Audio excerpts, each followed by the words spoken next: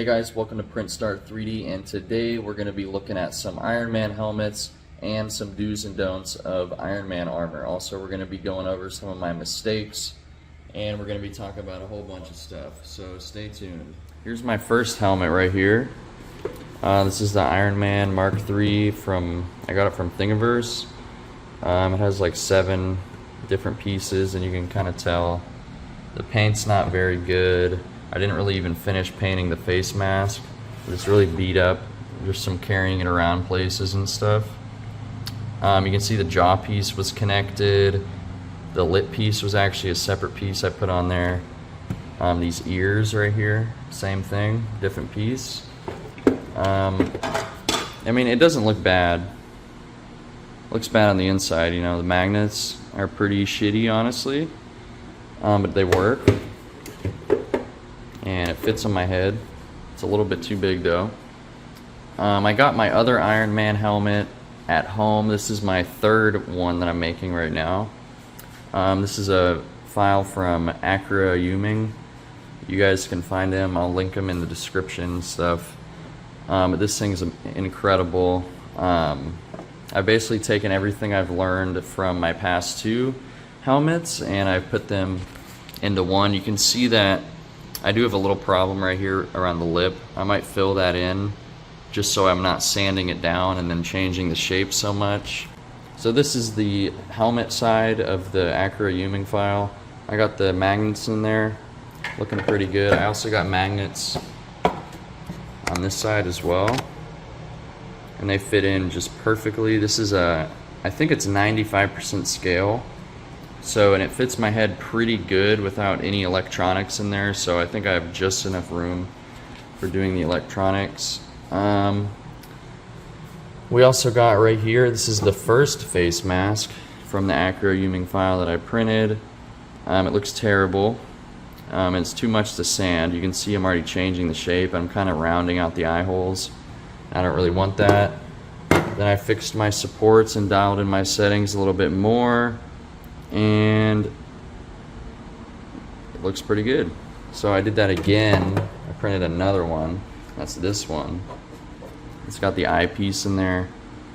Looks pretty nice. So I made this Iron Man mask 1 year ago. I started working on it 1 year ago, just the other day. So I've been doing all this 3D printing stuff for just 1 year now. Honestly, for the first year, I feel like I was just learning and kind of like experiencing it all. I didn't really know what I was doing, but I knew I wanted to make like Iron Man armor and stuff like that, you know. So I got this little template right here. This is what I'm planning out today. This is the thigh piece for the suit. I will explain this giant bin of wasted material. So this was the first Iron Man suit that I started working on. This is a Mark 85 file from do3d.com. They have really good files on there. You should go check them out if you want to do cosplay or anything. But yeah, here's the leg piece I printed recently. You can see this whole piece is like floppy and it's breaking off. I have no idea why, but it's so smooth. And I'm just sad that the CR10 Max kind of messed up a little bit, and then right here I have no idea what happened, so kind of came off the printer like that. So so that's one piece down. That's a pretty chunky piece of filament, and you guys are probably wondering at this point, what do I do? What do I do with all this filament, you know? This is where a local company that I found out, they reached out to me a while ago. Carbon Source. So they got PLA bins and they got some PETG and anything with the 1 on the bottom of the bottle, like a plastic bottle of numbers on the bottom. If it has a 1, you know, it's made of PETE or PET or PETG. So that goes in there. This is PLA. You can see failed prints in there. So basically all of my failed prints, anything that I don't want, anything I don't use, I give them to them and they make rolls of filament out of it. So you know, I have like a whole bag of prints down here that I don't really have room for right now, like stuff I've printed on Instagram and stuff, that I might just send over to them, you know, because I'm not using it anymore. I might keep them for display eventually.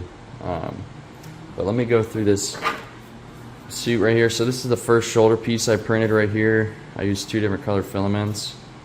I glued them together because it split apart at the seam because those 2 filaments did not like each other and they didn't bond correctly.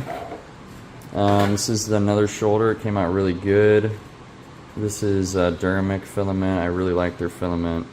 It's really smooth. So basically, all this stuff all this stuff here is either too big or too small for me because I didn't really know what I was doing. So I kind of just took a guess, scaled it, printed it, and that's not what you want to do at all. So what I'm doing now, I'm measuring, you know, I got for this thigh piece, I measured my hip to my knee, and that was like 15.5 inches, and I measured out the length of the knee in Mesh Mixer, which is a program that you can use to scale and modify your models, like post, like if you download a model and you want to scale it and stuff, use Mesh Mixer because you can really get dialed in on actual scale and stuff. So here's a couple knee pieces right here, but here's the leg right here, and this thigh piece is way too small. When I put it on, it looks fucking amazing though. It looks beautiful and nice. I have it attached to a piece of elastic right here. This shin piece came out really good, but it might be too small as well. It's really hard to get my foot in there. This thigh piece hugs my leg really tight. I think it was, thought it would be good to do, like, I think it's honestly like 85% scale. So it's really small. Like my leg is not even that long. So like that's way shorter than my leg, and I totally should have scaled that. I didn't measure this one at all, but now I am. So these are Achilles pieces. These go right behind your foot. They line up like they go into the back of the foot piece like that, and that's your thigh up there, that's your shin, and that goes behind your foot. These, once again, they came out ridiculously beautiful on the Prusa with Duramic 3D PLA Plus. Absolutely stunning right here, dude. That's so smooth, but it's not the right size. So this one really good too. Wrong size. So that's a fail right there. And here we go. This is probably what a lot of people have seen. So I have it attached. Here are the arms that I originally made. These are way too small again. After I realized it, that's when I stopped making the suit, and I kind of took a step back and re-looked at everything. And now I'm starting to measure a bunch of stuff. But here, let's lay it down right here. Here we have the bicep, we have the elbow and the forearm. These came out really nice. Really, really nice, but they're too small. And they're too short. My arms are really long. I'm like 5'9". I'm like 5'9", and my wingspan is like 6'3" or some crazy shit. So my arms are pretty long. So these are like 80% scale. I feel really stupid making them that small. I didn't even think about it. I was just like, okay, that looks good. It fits on my Prusa. But no, my Prusa is too small to print any of these pieces. I just scaled them down because I thought they would look all right, but then I put them on my body and they really didn't look good. This is a butt piece right here. Really turned out good on the CR10 Max Creality printer. You know, it's just a butt piece. It joins up with this piece right here. So that's all my Iron Man armor that I've made so far that doesn't work. That's exactly what you don't want to do. So you want to measure, you want to scale properly, you want to do everything right the first time when 3D printing, because it takes hours and hours and hours to actually print all of this stuff here. So if a thigh piece takes like a couple days, you're gonna be a couple days behind, and it's gonna suck. So, but you know, you don't have to be behind on anything, because you know it's just a project, and you can take your time with it, you know, and that's what I'm kind of doing now. So I'm measuring, this is the thigh piece version 2. The scale I figured out, I used Mesh Mixer, I measured my leg, I put it in, I put it into, what is it called, Armorsmith, which is a cosplay program that you can import your models into and then put them on like an avatar. Like after you measure your body and everything, it'll make a digital representation of your body in the program, and you can put armor on it basically. So I figured out the scale right here.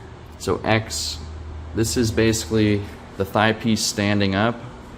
It would be X 95, Y 93, and Z 90. So the Z is the length of the thigh, and I need that a little bit shorter than the default 100%. The 100% length for the thigh was about 17.1 inches. So from the hip, from my hip to my knee is 15.5 inches. So I had to make it a little bit shorter there. And that's what I will be printing today on the CR10 Max. But today on the X Max, I got a print file from Walsh 3D that I bought last night. And it's Iron Man Prime helmet. It looks badass, so I'm going to be printing it on this guy. And I'll be doing that today. And then I'll also be printing the thigh piece, like I said, on the CR10 Max. So yeah, all this stuff, learning experience, you know, you got all these wasted material, but I'll probably use these to test sanding techniques, painting techniques, you know, all the different techniques that you can think about on those wasted pieces.